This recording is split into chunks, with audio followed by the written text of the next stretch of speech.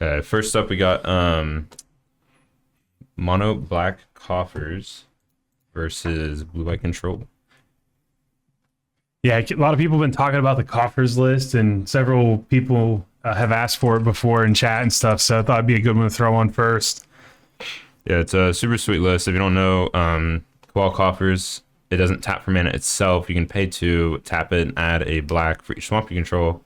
And then this combos with Urborg, which turns every land in play into a swamp. So if you get a couple Coffers out and an Urborg, you can just, with 4 or 5 lands, just be making an insane amount of mana. Right. Especially once you start getting it in multiples, it just goes crazy. And the deck has a lot of ways to tutor up the effects, or tutor up the lands, either piece you need, and then some high mana payoffs. Like some are running Archon and Gristlebrand, and some usually they're running Karn, the Great Creator, and they're running like Damnation, just like Thoughtseize. Right. It kind of plays somewhat as like a control deck almost. I would categorize it as like a control deck that's kind of a big mana finish. It's kind of a ramp deck. Similar to Tron, but a little more interaction and a lot slower. There's a Lily Josh just pulled. TJ going to Memory Deluge.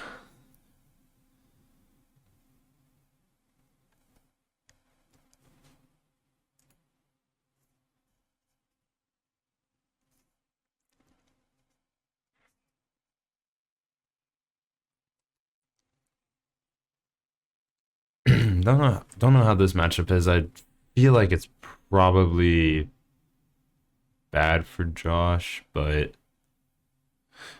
once he has so much mana, it might be hard for TJ to counter everything. I think it depends a little bit on he played Expedition Map and then Pops it. Wow. stole it, pops it.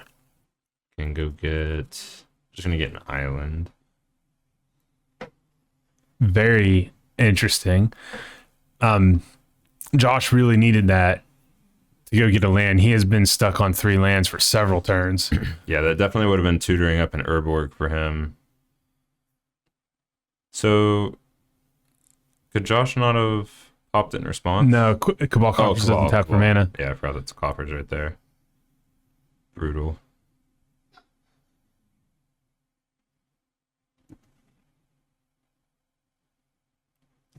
Inquisition you. TJ just whatever. That is a grip. TJ just full up on cards. Solitude, Deluge, Charm, Dress Down, 2 Snapcasters. Blood Chief's Thirst. Oh, I don't think that hit Planeswalkers. No, I think it does. I think he would have had to have kicked it. Oh, it's 2 or less. Yeah. Right. You had to pay the extra. It would have been +3. Okay. Missed turn 1 here. We got a Thoughtseize.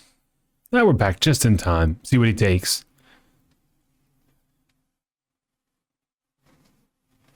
So TJ gonna go ahead and get a veto. TJ was on a 1-lander, but that's another land.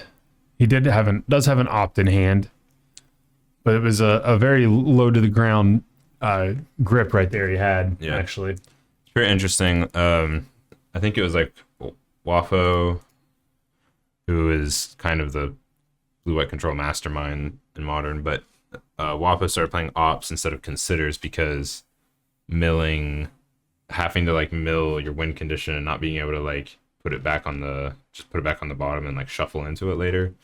I guess it came up enough times that Wappa was like, running considers not worth it. We're just running op now. Makes sense. I Second thoughts, he's taking another veto. I've seen some versions of this deck splashing green for like explore just to be a little more explosive, and then having access to Veil of Summer. Sure, Veil's really good. Beetleborn, thanks for the follow. What's up, Lucas? What's up, Nox? Oh, we need to make sure we get some predictions going tonight too. Sure. We'll start that on round 2.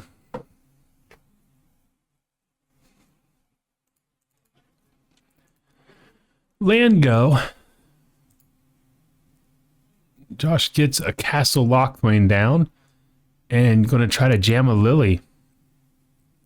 TJ. Oh no, just resolves and uptick, and both players are going to discard. TJ says, I'll play my own 3-mana Planeswalker. Minus draw.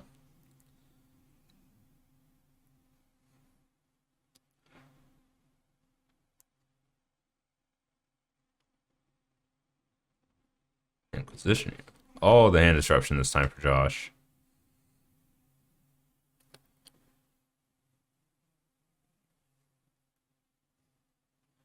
So we're playing. Interesting. Josh didn't lead with Dothy. To get the discard. Yeah, because then whatever, he would have access to that prismatic ending. Not that you can actually do anything with prismatic ending when it's on a Dothy. You can get something with CMC 0 if that comes up, so like a shark token maybe. Right. Spreading Seas, draw a card. Spreading Seas has got to be pretty brutal in this deck. So we got some Coffer players in the chat, Taryn. The professor 711 says, I think I'll play Coffers tonight. Nox said if I had the lilies, I'd build it. The Liliana plus to 5 mana the turn he played it. Let me check. I'm pretty sure.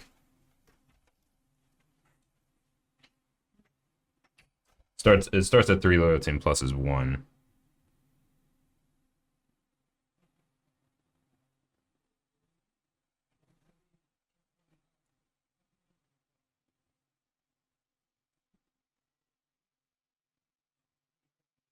Oh, it did start on, yeah, he like started on 4. Because he played it.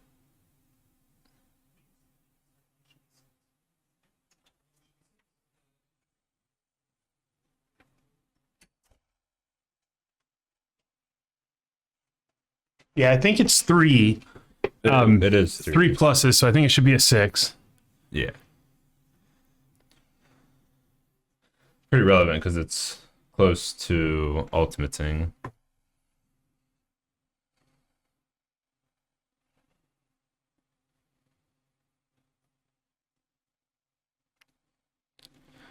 Thanks for the catch. Play a land. Plusing Lily's just kind of eating through any card advantage TJ had. Yep. Josh has been 8 racks so far. Just He's the hand disruption, Lily. Has another cat, or does not, I'm sorry. Spreading Seas, that castle is important. Yeah, because that would be able to draw cards. that would be giving Josh a lot of gas right now. Which you lose a life or more every time you draw. Yeah, if you're empty-handed, you'll be losing 1 life. So you can just plus Lily and then activate, but not when it's a basic island. Tap.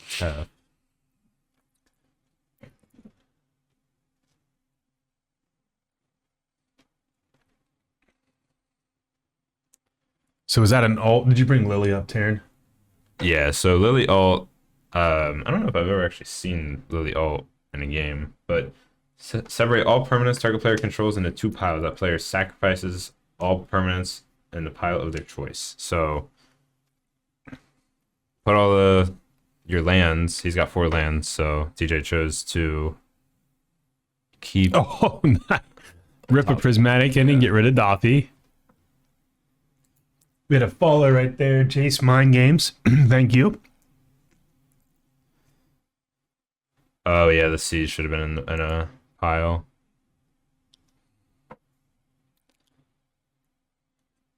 Yeah, it's weird when permanents from the other player on your side. I guess we can just assume that C's was in the Land pile. because Or the 2 land pile. realistically, C's would have been in the pile that didn't get sacked, and Josh also definitely would have put the colonnade in the pile of lands without the C's make sure to get rid of it.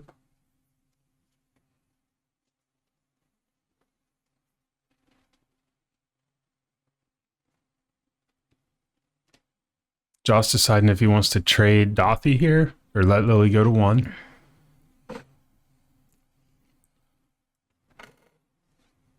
Does the mono black deck run Yeah, Dothy can't. Oh, Dothy can't block, thank you. Oh my gosh, the Torok. Yeah. Dread Cantor, yes, they do. Okay. I don't know if they run a lot main deck, but they run a lot sideboard. So he definitely should have it for game 2 here. It's a house against these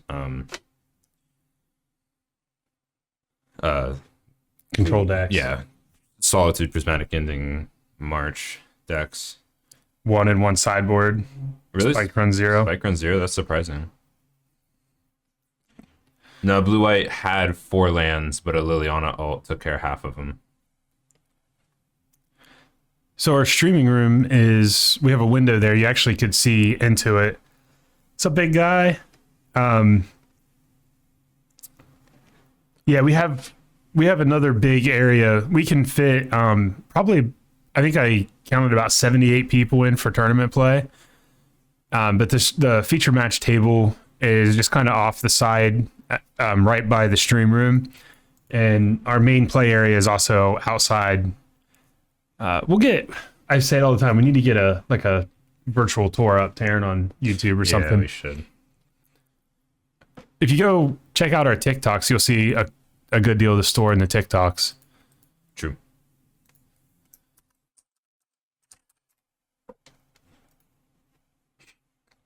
Plus, we have some funny ones.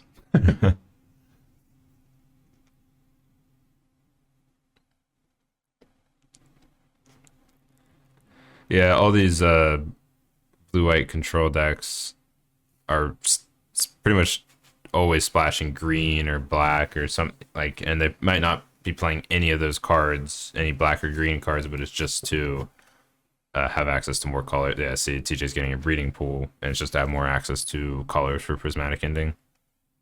Double Expedition map.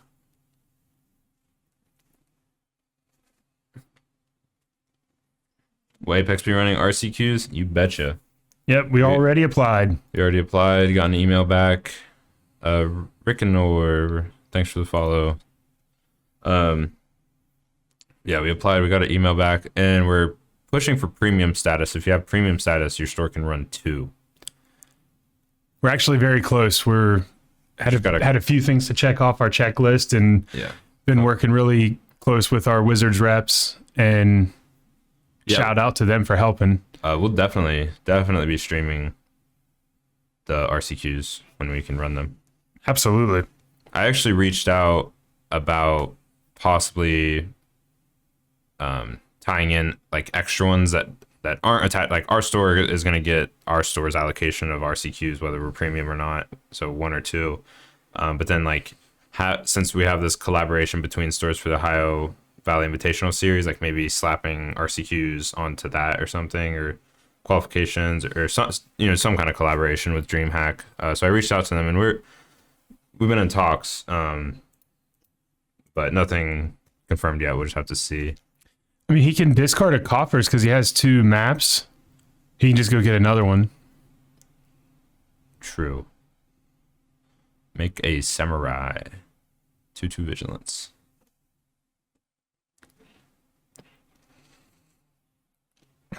Wandering Emperor is a good card. I've been more and more impressed by that card. The more I see it.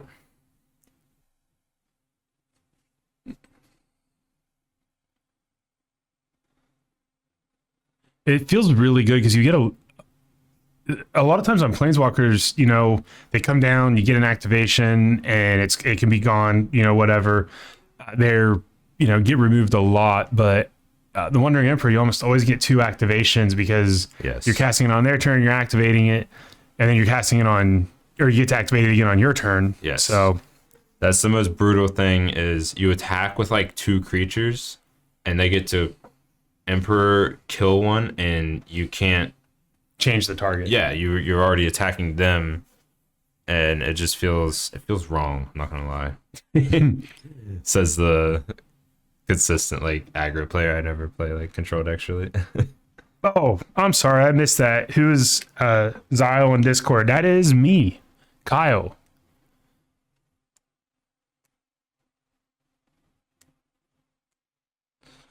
I'm gonna pop 2 Beastie maps. Cheese. One is clearly a 2/2 vigilance. The other is a scribble of symbols. TJ got slightly more impatient with writing the second one. Origin story behind the username. Oh, Bull Snap Bull, no problem. So glad to do it. Bricker and I sat down this afternoon and worked on it. Origin story behind the username. It's character. The spelling's a little off, but it's a character in one of my favorite books, Stormlight Archive by Brandon Sanderson. He also has is Zyle's a sword master. Teaches Kaladin Stormblessed. Yeah, So, it's good books. yep.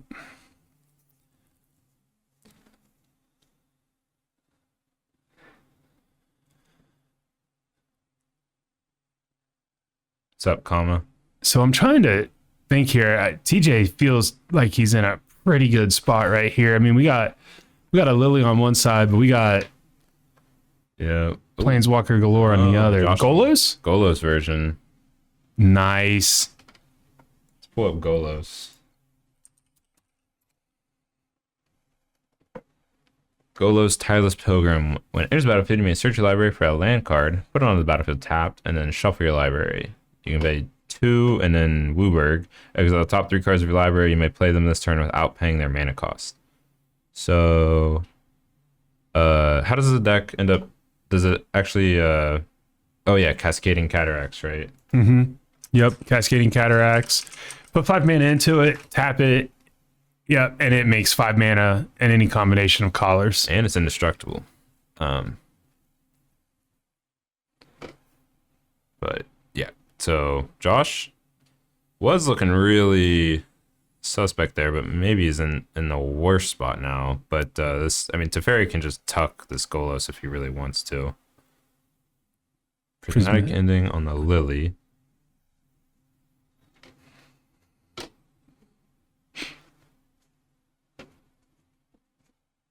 Fetch land. Plussing or minusing? Minus. Yeah. I figured that was going to be... Well, I just don't think that TJ wanted to see the activation of it. Definitely not. Counter on from Wandering Emperor on one of the tokens. Yeah, TJ's got a decent clock now. That's a big Teferi, not a baby Teferi. So the activation would do something. But... And Golos would work through Baby Teferi anyways. You can just play them anytime this turn. You don't have to.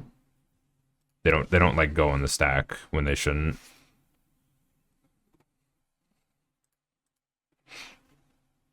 Do you know how upset I was when I found out how Baby Teferi works with like our finale of Devastation? Yeah, where you Finale of Promise. Where you get to flashback spells from the graveyard. Teferi says, nope. Not the right time to cast those. Lily's going to slow the clock down a little bit, get rid of one of the tokens.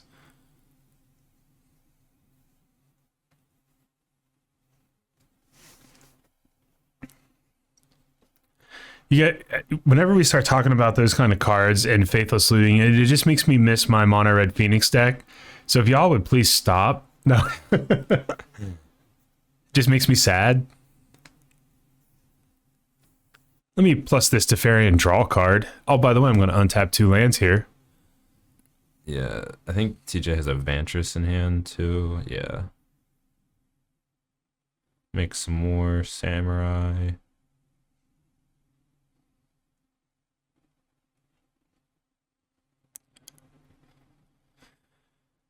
Are we going to activate here? Because of the no, he's not going to worry about it. This Emperor is just putting so much pressure on Josh for this being a control deck.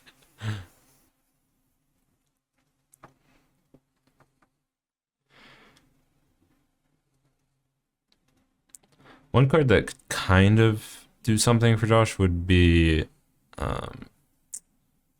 what's the 5-mana triple black spell? You're the Invoke Despair. Yes, the Invoke card.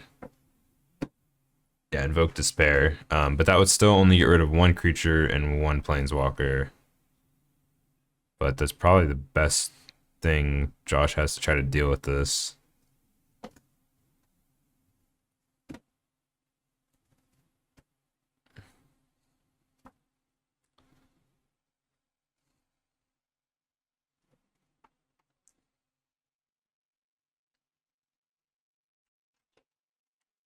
Making mana.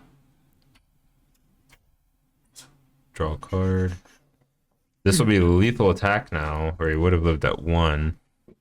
But it wasn't like Josh was getting out of that anyways. No. I think the multiple planeswalkers had it kind of locked down. Yep. Good games. Blue Eye Control takes it 2-1.